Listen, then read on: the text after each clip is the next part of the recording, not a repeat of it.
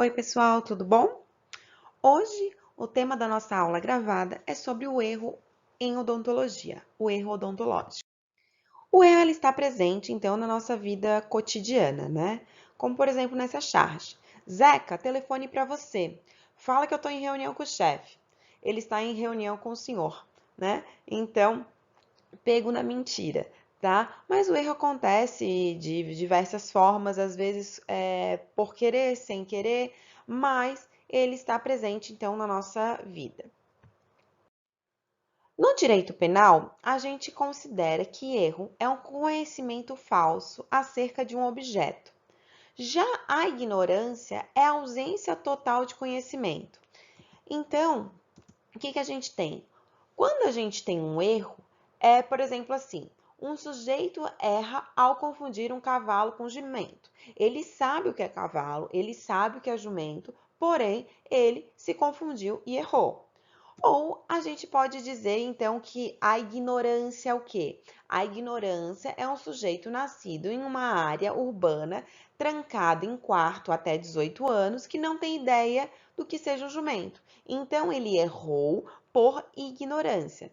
Então, existem esses dois conceitos que vocês têm que saber: o que é erro e ignorância. Mas, para efeitos jurídicos, erro e ignorância são tratados da mesma forma.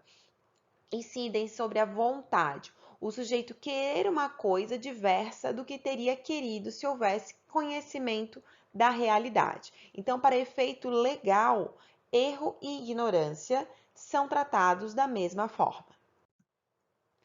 Nós temos dois tipos de erro: o erro de tipo e o erro de proibição.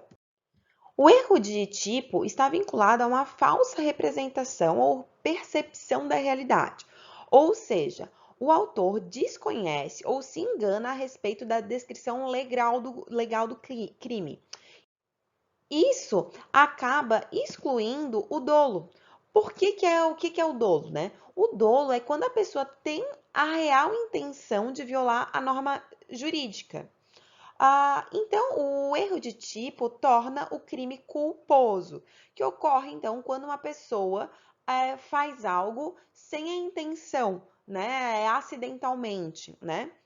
Exemplo, uma pessoa, ela vai caçar, ela atira, ela sem querer, achando que ia acertar um animal, acerta uma pessoa. Então, isso é um crime culposo. Então, o erro de proibição ocorre quando a gente acredita que a sua conduta é admissível, quando na verdade não é. Então, ele faz algo, mas desconhece o peso da ilegalidade, né? Ele não compreende que o fato é ilícito, né? Então, ele ignora mesmo a lei, tá? Exemplo, uma holandesa que no seu país é normal, então é permitido, né, fazer aborto. Ela vem ao Brasil grávida, ela chega aqui e faz o aborto, né, acreditando então que o país também permite, né? É um erro então de proibição, quando o agente faz algo que acredita ser verdade, mas que na verdade é ilícito. Em relação aos erros cometidos pelos profissionais de saúde, nós temos dois tipos, né, principais. Os erros que decorrem, então, da falta aos deveres de humanidade, né, como, por exemplo, recusa de socorrer um paciente em perigo, abandonar o paciente, a violação do segredo profissional, ou erros relativos à técnica, né, como erros de diagnóstico, planejamento, execução, ou prognóstico. E o que é o erro em odontologia? O termo utilizado no direito é mala praxis em odontologia, que é o resultado adverso ocorrido durante um ato odontológico e resultante de uma ação ou omissão profissional. Então, esse ato pode ser causado por negligência, imprudência ou imperícia. Por exemplo, negligência. Um paciente estava com uma lesão numa radiografia. Eu não verifiquei aquela radiografia, apesar de estar com aquele raio-x em mãos. E realizei um tratamento que deu errado, né? Foi por falta de conhecimento? Não, foi por uma negligência que eu não verifiquei, né, corretamente a minha documentação. Imprudência. Eu fui lá fazer o siso de um paciente. Quando eu fiz o siso, de um lado eu acabei fraturando a mandíbula. Isso é um problema? Mas existe na literatura relatos que às vezes quando você faz um siso, fratura a mandíbula de um lado. O que aconteceu? Em vez de eu parar o procedimento, eu fui lá e fiz do outro lado. Então eu fui imprudente. Então, é um erro de imprudência. Ou imperícia, né? Quando eu faço algo sabendo que não é o indicado, né? Então, eu vou lá e faço a extração de um dente, né? Que era possível ser tratado canal e o paciente gostaria de ser tratado canal, né? Então, acaba sendo uma imperícia. Vamos falar agora um pouquinho sobre o erro em implantodontia. Então, a grande finalidade dos implantes dentários rosqueáveis, né, é restabelecer, então, a nossa estética, a manutenção e recuperação da dimensão vertical, a boa oclusão, a estabilidade e retenção das próteses, uma boa fonética, satisfação mastigatória, além de promover, então, um processo de remodelação óssea, né? Então, o implante, ele acaba garantindo a preservação do osso, evitando futuramente a sua atrofia. Pressupõe-se, né, que ao indicar o implante dentário, o dentista ele tem avaliado a qualidade óssea, realizado uma técnica cirúrgica que garante a estabilidade desse implante, né? Garante a estabilidade do tratamento realizado. O dentista, ele precisa conhecer a indicação, né, dos implantes.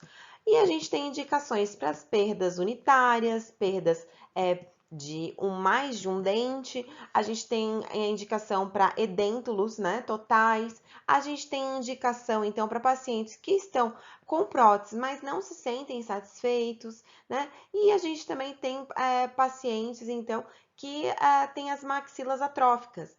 Além disso, né, a gente também tem aqueles implantes que são os extraorais, que geralmente são feitos o quê? Pelo cirurgião bucomaxilo, né? Que é aquele pessoa que teve um comprometimento de olhos, nariz ou orelha. Então, também temos esse tipo de implante. Existem várias empresas que trabalham com esses implantes rosqueáveis, né? E a gente seleciona ele, o dentista pode selecionar ele segundo alguns critérios, como por exemplo, o comprimento do implante, o diâmetro do implante, o desenho ou forma do implante, né? A gente tem os cilíndricos e os cônicos, a conexão protética, que a gente tem hexágono interno e externo, cone Morse, tá? Ou o tratamento da superfície dos implantes instalados. Então, além de saber indicar um tratamento, é importante todo profissional saber contraindicar esse tratamento. E no caso do implante, a gente tem algumas contraindicações que podem ser locais ou contraindicações de caráter sistêmico.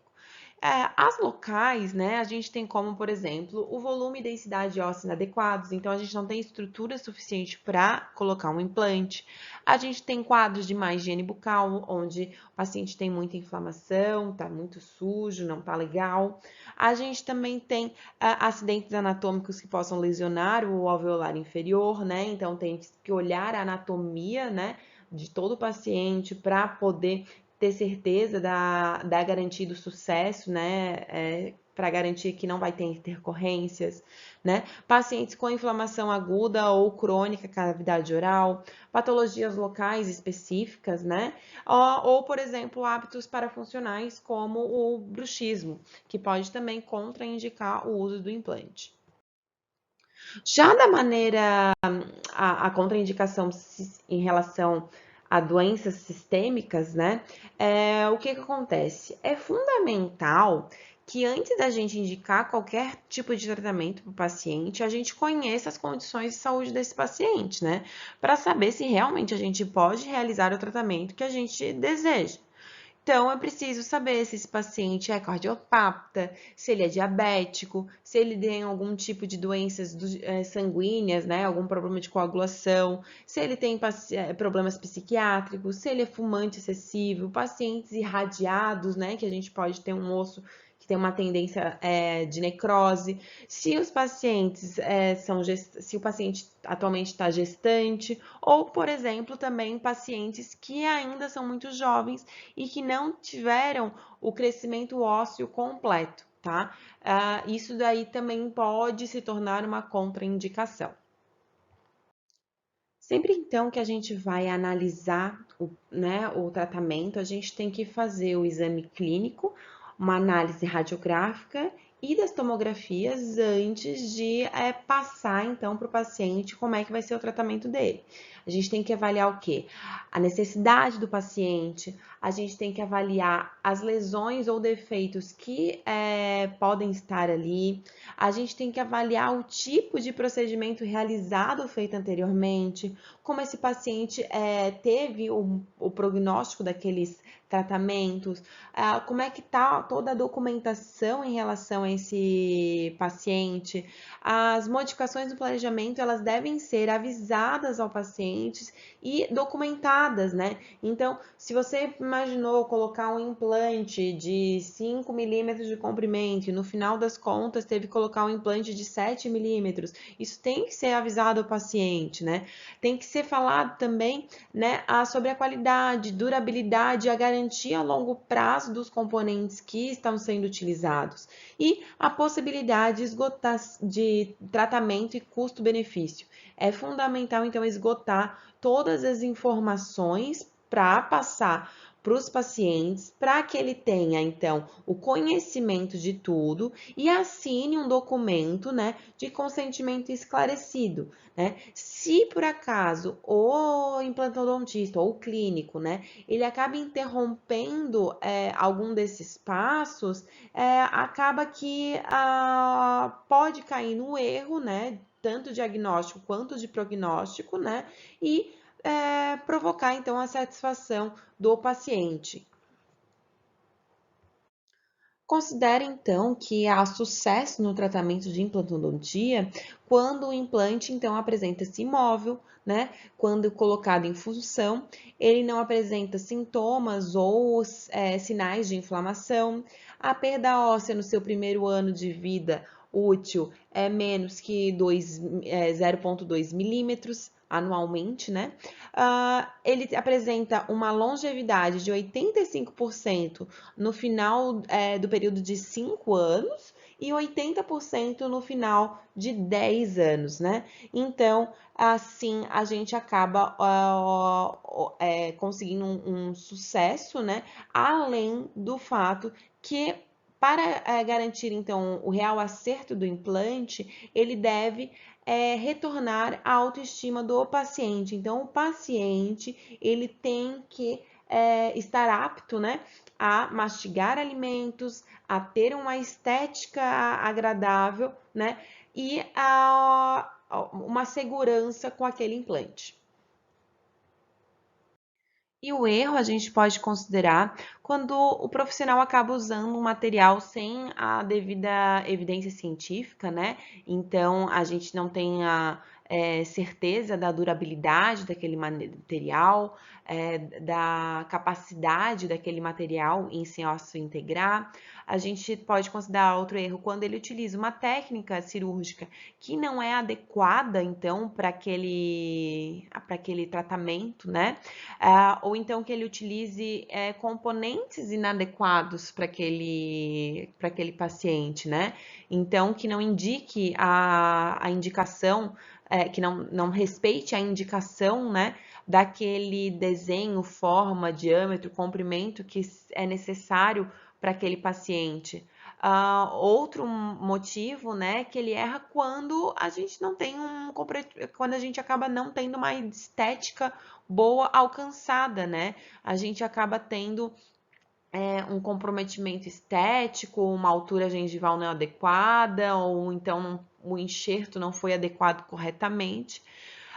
E além disso tudo, a gente também tem o erro quando tem a falta de conhecimento clínico na evolução, então, dos procedimentos, né? Então, não saber dar o toque correto para integração do tratamento, né? Não fazer o enxerto ou a prótese estar adequada. Então, tudo isso acaba sendo falta de conhecimento na evolução clínica, que também é o erro nos tratamentos de implante. E o erro leva ao fracasso, né? Então, o fracasso ele pode estar dividido em total, parcial, né? Ou definitivo. No fracasso total, né? Que é quando a gente tem totalmente a perda do implante. A gente tem o fracasso parcial, que é quando a gente tem a perda de um implante, né? Mas isso não impede a reabilitação da prótese, né? Então, a gente consegue realizar a prótese, mas não com o objetivo para qual foi planejado. A gente tem o fracasso transitório, que é quando a perda não impede a realização dos novos procedimentos cirúrgicos para a instalação de outros implantes, tá? Ou a gente tem o fracasso definitivo, que a perda impede definitivamente a realização de novos procedimentos cirúrgicos para os novos implantes. É importante, então, todo mundo estar ciente que o erro, né, vai gerar, então, uma insatisfação no paciente, que pode adicionar, então, uma reclamação administrativa, isso quer dizer, abrir uma reclamação junto ao CRO, que vai investigar a conduta do profissional, podendo ou não cassar, então, a licença do profissional para atuação como dentista, né, e também pode gerar, então, uma responsabilidade civil, né, um processo de responsabilidade civil, né, que vai depender das decisões e interpretações da lei referente aos tribunais, né? Então, o que pode, então, vir a onerar, então, o cirurgião dentista que realizou o tratamento.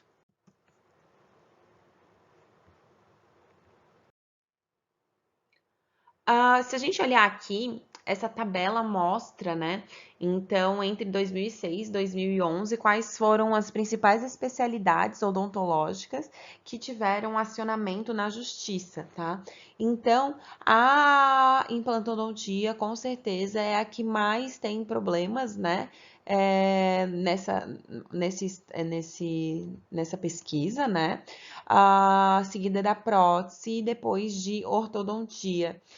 E logo depois a cirurgia, né? Então a gente vê que endodontia, dentística, pediatria e periodontia tem uma carga jurídica, né, muito menor, né, do que essas outras especialidades que acredito que tem muito mais a ver, então, com estética, né, e autoestima do paciente, isso mexe muito, e então acaba que a proposta para o paciente é maior, e a necessidade de garantir esse tratamento, né, esse objetivo inicial, é também maior do dentista. Então, aqui, um casinho, tá? O paciente de sexo feminino, 34 anos, realizou implante na região inferior direita, na região do 45 e 46. O local apresentou uma mobilidade no dente 44 de grau 3, associada a uma parestesia do nervo alveolar inferior direito. Realizado o estudo por imagens, confirmou-se que a invasão do canal mandibular inferior direito é responsável pela parestesia, que nesse caso pode considerar-se permanente, uma vez que o procedimento inicial ocorrer há 24 meses e o implante já se encontrava ósseo integrado, né? Aqui tem as imagens, né? Vocês podem ver. Então, o 34, né? O implante do 35 bem próximo ao dente 34, né? E causou, então, essa parestesia. Esse caso, então, né? É um caso onde foi processado o dentista, e verificado, então, o erro, né, no conduzir do tratamento, né, na condução do tratamento. Erros em procedimentos de implante facial. Então, o envelhecimento, né, ele é consequência, né, da sobra da pele, formação de rugas e sulco-faciais, né? Então, a gente acaba tendo, com o passar da idade, uma aparência de flacidez em diversos graus, né? E essa flacidez, ela é amplamente estudada pelo mundo inteiro, né? Porque todo mundo quer evitar, né, esse sinal do tempo, né? Então, se estuda muito sobre o perda do contorno facial, a atrofia e a redistribuição na gordura subcutânea, a perda de colágeno e elastina e a perda de água inter e intracelular, né? Que tudo é consequência, então, desse processo de envelhecimento. Então, junto com os estudos, né, vieram então alguns procedimentos, né, para evitar que esse envelhecimento aumente, né, para paralisar e regredir, então deixar as pessoas mais jovens, mais bonitas. E a gente tem algumas indicações, principalmente estéticas, né? Como preenchimentos de rugas e sulcos, a perda de volume facial, né? Como malar, lápis e bochechas, a remodelação do contorno facial, como mento, ângulos da mandíbula, rebordo orbital ou nariz. Então, apesar, né, de o botox e preenchimento e outros procedimentos de implantes faciais, né, eles estarem totalmente em alta, né, a gente tem contraindicações. Então, tudo tem que ser sempre analisado, né? Como, por exemplo, as áreas, né, se estão livres de qualquer tipo de infecção, se estão 100% saudáveis, se a gente tem uma irrigação sanguínea suficiente ou não, se o paciente tem doenças sistêmicas que dificultem a cicatrização, né, como por exemplo diabetes, cânceres ou alguma síndrome, pacientes que têm uma hipersensibilidade, né, ao produto, ou então pacientes que têm histórico de alergias frequentes também, pacientes que receberam então radioterapia ou fazem uso de quimioterápicos, né? Pacientes com pressão permanente ou excessiva sobre o implante e pacientes também psicossomáticos, né? Como que pacientes que têm depressões ou algum tipo de psicose. Então, como qualquer procedimento, né, de relativo à saúde, a gente, mesmo escolhendo corretamente o tipo de material aplicado, a gente pode sim ter complicações inerentes ao ato, né? Que vai desde a mais simples, assim como vermelhidão, hematoma, edema, até coisas mais complexas que provoquem sequelas até irreversíveis, né? Então, a gente tem as mais frequentes, então, a infecção mesmo, né? Um edema permanente, um hematoma ou equimose, então, aquelas manchas arroxeadas, né? Manchas permanentes na pele, né? Ou uma reação de algum corpo estranho com formação de algum nódulo.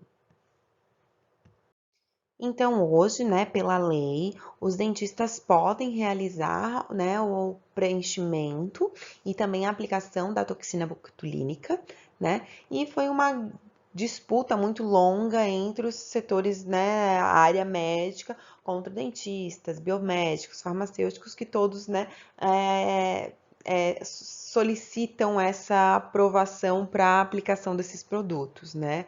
O que é importante a gente saber? Que aplicar é muito fácil, né? Não vou dizer muito fácil, mas é fácil.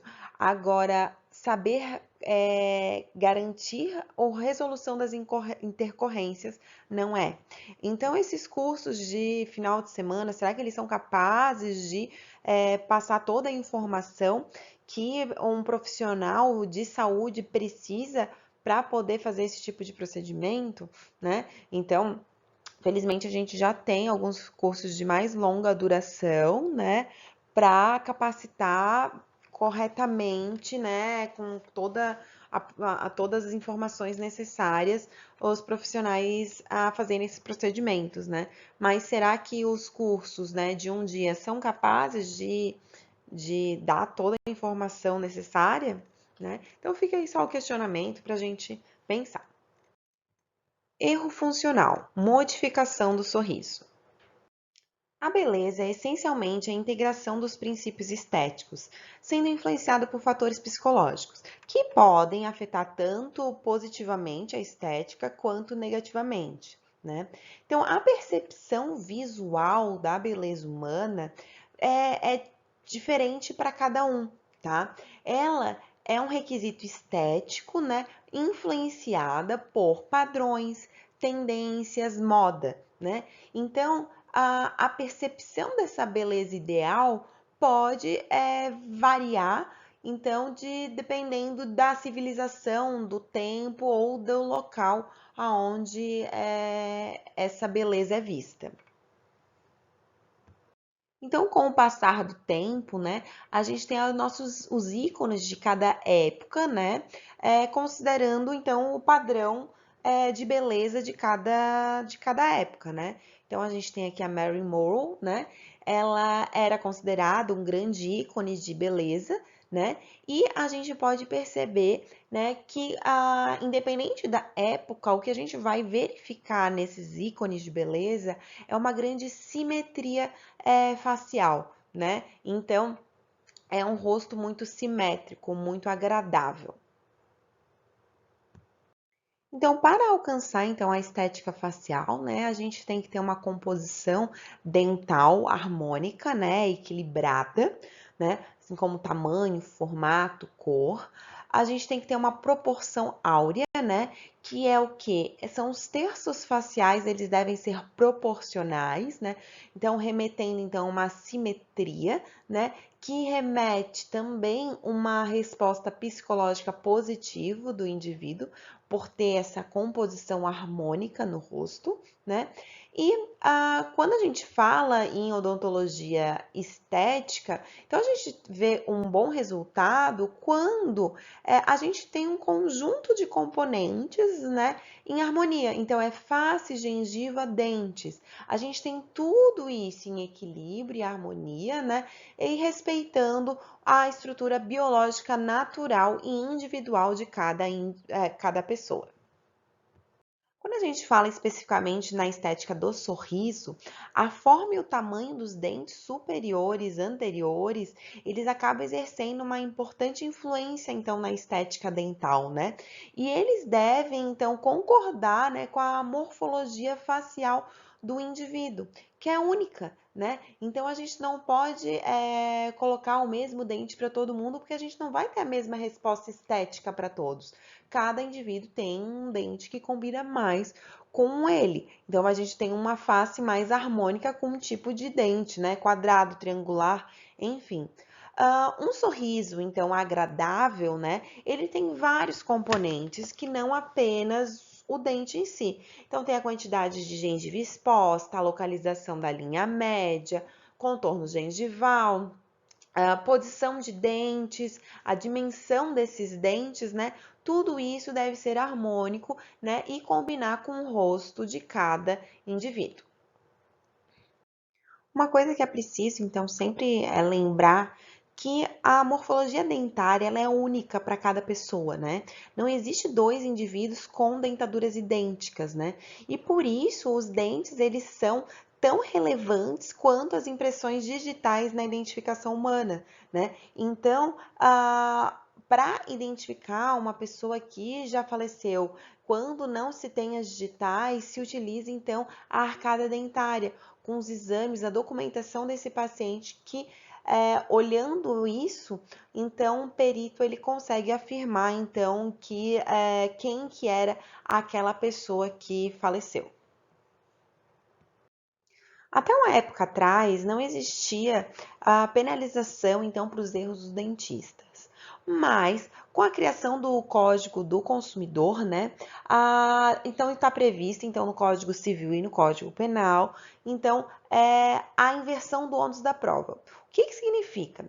Significa que cabe ao dentista provar que não cometeu nenhum erro, né? Então hoje a população em geral já está muito mais atenta a essa inversão do ônus da prova, né? E por isso aumentou muito a quantidade de processos de reparação, né, de danos contra os dentistas. Então, o dentista tem que estar com toda a documentação para provar que ele não cometeu o erro. Aqui eu coloquei uma reportagem para vocês, né, para mostrar, então, que hoje em dia está cada dia mais comum um processo contra dentistas, né? Então, essa reportagem aconteceu de um caso de Belo Horizonte, onde a justiça condenou o dentista a R$ 6.000 por danos estéticos e morais a um paciente submetido a tratamento ortodôntico. O paciente relata, então, que passou a sentir dores e dificuldades para mastigar depois do tratamento. O contato com os dentes ficou prejudicado e até a aparência do cliente mudou. Diz o paciente que ficou com sequelas. Não posso mais sorrir com desenvoltura. Os caninos expostos, além de me obrigarem a um grande esforço para me alimentar, me renderam o apelido de vampiro. O cliente argumentou, né, que procurou o dentista sem sucesso e depois recorreu ao Conselho Regional de Odontologia, que confirmou em laudo técnico que o profissional incorreu em imprecisão procedimental. O dentista alegou que o paciente não era assíduo no tratamento e chegou a desaparecer por 2 meses do consultório, retornando apenas para atendimentos de emergência. Com isso, disse o cirurgião, o tratamento foi prejudicado. Além disso, teria apresentado fotos tiradas antes e depois do tratamento para comprovar que não houve problemas. O paciente, 2 anos após, trocou de dentista e retornou à clínica apenas após 3 anos para retirar todos os documentos. O dentista apresentou recurso contra o laudo do CRO e alegou o parecer da Comissão de Ética do Conselho Federal de Odontologia continha erros factuais e foi feito de modo negligente. O paciente ele pediu uma indenização de 70 mil na ação judicial e que o juiz acabou considerando que, comprovados dano moral e estético, foi oferecido, então, uma indenização 3 mil pelo dano moral e 3 mil pelo dano estético. O dentista e o paciente apelaram da decisão e o que o desembargador cita é: o dentista deixou de produzir provas que conduziu o tratamento de forma adequada e o paciente não comprovou os danos materiais. Por isso é tão importante que tudo seja relatado e documentado. Então, como funciona, né, quando ocorre um erro e há um processo na odontologia? Então, a pessoa que se sentiu lesada, ela pode entrar em contato com o CRO e realizar, então, um processo administrativo, né? Onde tem a descrição das lesões e o profissional acaba tendo a sua licença colocada em dúvida, né? E pode ser cassada. E a gente também tem o processo jurídico que tem caráter civil e penal, né? Onde a gente investiga indícios de imperícia, negligência e imprudência, e verifica, então, a necessidade de pagamento e indenização ao paciente. Então, no CRO e o processo administrativo, como funciona? O primeiro passo, né, é verificar, então, a congruência entre a queixa e o tratamento, né? Então, a gente verifica qual que é o relato do paciente e qual foi o tratamento disponibilizado pelo dentista, né? Se existem algumas lesões, algumas sequelas, quais são as etiologias dessas lesões e dessas sequelas, quais foram os procedimentos, né, acordados de serem realizados e que foram realizados, né? Se as necessidades daquele paciente e o quadro clínico dele tiveram os procedimentos seguidos corretamente. Se existe a qualidade, né? Quais foram os tipos de materiais utilizados, se os materiais eram biocompatíveis com o corpo humano, se todos os materiais foram adequados, se existiu um bom relação custo-benefício entre os procedimentos realizados e os resultados obtidos, se o paciente foi informado de tudo antes de ser submetido ao tratamento, de todas as alternativas, de todas as possibilidades e prognósticos, né? E qual que foi o grau de satisfação daquele paciente com o trabalho realizado. Então, todo esse primeiro passo, ele é realizado analisando, então, toda a documentação oferecida, né? Com exames clínicos, radiográficos e toda a história do tratamento do paciente. O segundo passo, então, é a identificação dos erros de diagnóstico, né? Que pode ser por ação, por exemplo. A gente tem uma interpretação equivocada dos sinais e sintomas. Um dente que foi feito o tratamento de canal, mas na verdade ele não tinha capacidade de ser reaproveitado, deveria ser feito uma extração, né? Ou então um erro por omissão. Então, quando a gente acaba deixando de usar algum recurso indispensável, né? Então, existia ali uma cárie e não foi feito, então, raio-x. Né? Então, deixou de se utilizar um recurso que era importante para aquela cárie que ela era duvidosa, né? Então, não estou dizendo que todo dente precisa ser utilizado uma radiografia, né? Mas tem casos que é necessário para conferência se o tratamento está correto. Então, o deixar de utilizar um recurso indispensável para analisar é sim uma omissão. Terceiro passo é a identificação dos erros no planejamento. Então, por ação. Então, a gente planeja algo, mas não era o recomendado para aquele planejamento, né? Então, é uma ação equivocada. Ou a gente acaba deixando de planejar algo por não ter o conhecimento e a gente não conversar com especialistas, por exemplo, que tinham conhecimento. Então, no mínimo que a gente tem, e a gente não precisa saber tudo, a gente tem que saber encaminhar o paciente, tá? Então, quando falta esse encaminhamento, esse planejamento, então é um erro de omissão. O quarto passo são os erros de execução. Então, podem ocorrer por ação, quando o dentista acaba utilizando o tratamento impróprio, né? Ele utiliza um material inadequado, ou então instrumental inadequado, ou a técnica inadequada, né? Ou pode ser, então, por omissão, quando ele não dá a orientação indispensável para aquele paciente. Por exemplo, ele fez um procedimento que o paciente não poderia mastigar durante 5 horas e ele não passou essa orientação para o paciente. Então, é um erro de execução por omissão. Erro de prognóstico, né? Então, por ação, é quando o dentista ele acaba realizando os exames, por exemplo, mas ele não se preocupa com o resultado. Ele não avalia corretamente a evolução desse caso após a finalização do tratamento. Já por omissão, é quando simplesmente você não dá continuidade, né, ao tratamento, abandona o paciente sem orientar ele sobre os cuidados, sem orientar ele sobre a evolução natural do processo patológico.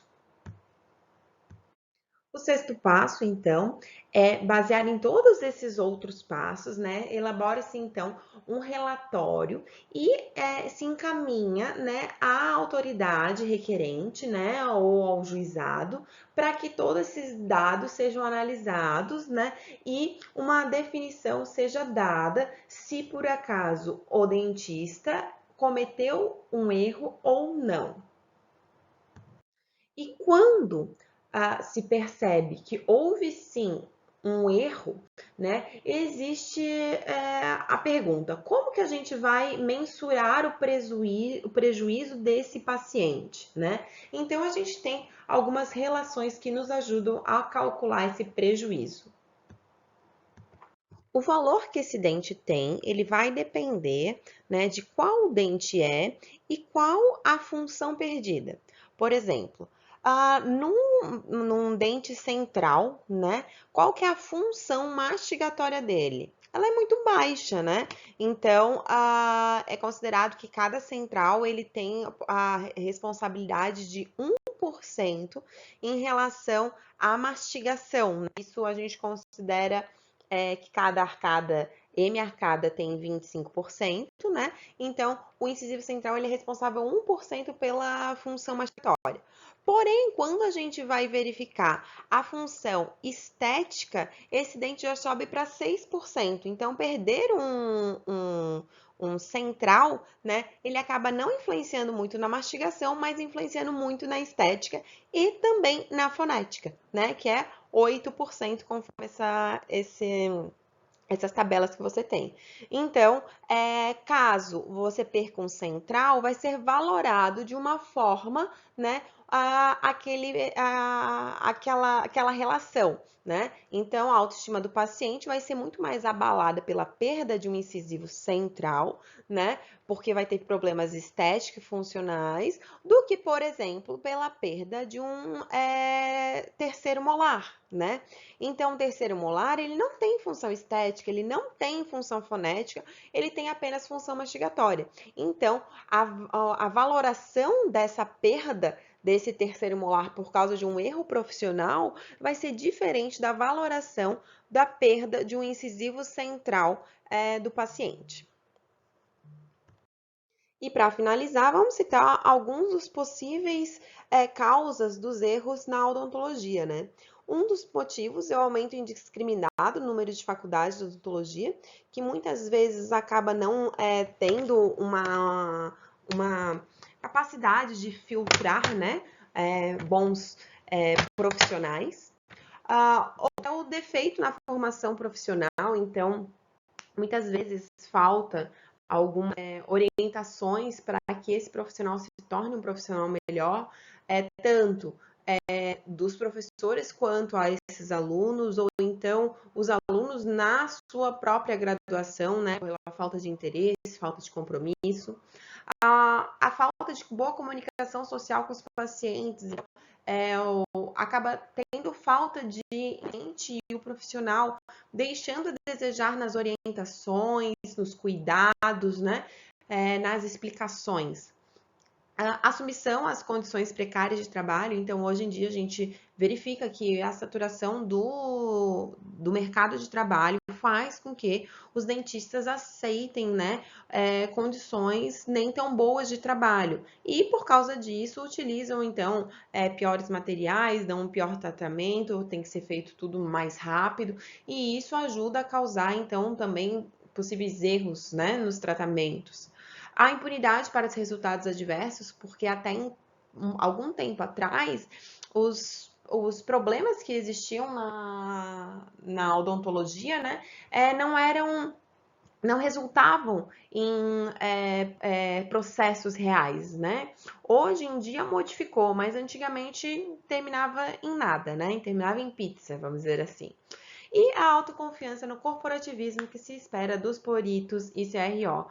Muitas vezes os profissionais eles acabam acreditando que a quem vai olhar a documentação dele vai ser complacente, né, com aquele erro. Então, isso daí acaba deixando os profissionais um pouco mais confortáveis, né, e não serem tão precavidos nos tratamentos odontológicos. Então, para fazer essa aula, a gente utilizou esses materiais de odontologia legal e antropologia forense, que vocês podem consultar na biblioteca da Unisul, tá? Temos alguns desses livros, eles estão online também, tá bom? Muito obrigada a todo mundo pela atenção, espero que tenha dado a entender um pouquinho sobre esse tema.